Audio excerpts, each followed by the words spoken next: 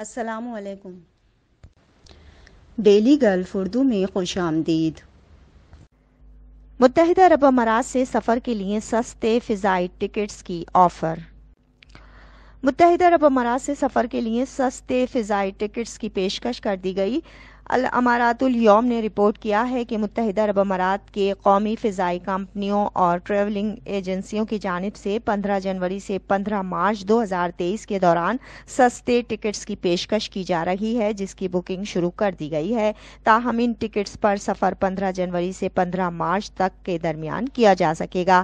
اس حوالے سے ٹریولنگ ایجنسیوں کے عہدیداروں نے بتایا کہ یہ پیشکش معروف سیاحتی مقامات پر تعطیلات گزارنے والوں کے لیے متعارف کرائی گئی ہے، جس کا مقصد سیاحت کی حوصلہ افزائی کرنا ہے۔ تاہم ان دنوں میں فضائی ٹکٹس کے نرخوں میں کی جانے والی یہ کمی معمول کا حصہ ہے، کیونکہ دسمبر 2022 کے دوران ٹکٹس کافی مہنگے ہو چکے تھے۔ اس پیشکش سے فائدہ اٹھانے کے لیے ٹریولنگ ایجنسیوں کی جانب سے مشورہ دیا گیا ہے کہ جو لوگ بھی اس پیشکش سے فائدہ اٹھانے کے لیے خواہش مند ہیں، ان کے لیے ضروری ہے کہ وہ جلد از جلد بکنگ کرا لیں۔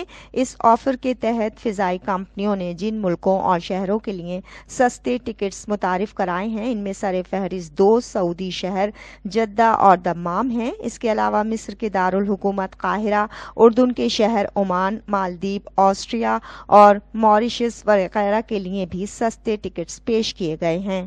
ادھر متحدہ عرب امارات کے دارالحکومت ابوظہبی کے 5 ایئرپورٹس کے ذریعے رواں سال آنے جانے والے مسافروں کی تعداد میں ریکارڈ اضافہ ہو گیا۔ متحدہ عرب امارات کے ایئرپورٹس کی جانب سے 2022 کی تیسری سہ ماہی کے دوران مسافروں کے بارے میں اعداد و شمار جاری کیے گئے ہیں، جن سے معلوم ہوا ہے کہ 47 لاکھ مسافروں نے ان ایئرپورٹس کے ذریعے امارات آنے اور یہاں سے جانے کے لیے سفر کیا۔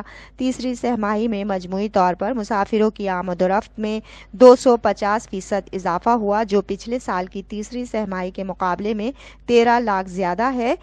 یہ اعداد و شمار Abu Dhabi international, Al Ain international, Al Bateen air international, Dalma island, Sir Bani Yas island پر موجود ایئرپورٹس پر مسافروں کی آمد و رفت سے متعلق ہے۔ اب تک کے لیے اتنا ہی۔ اگلے بلیٹن تک کے لیے خدا حافظ۔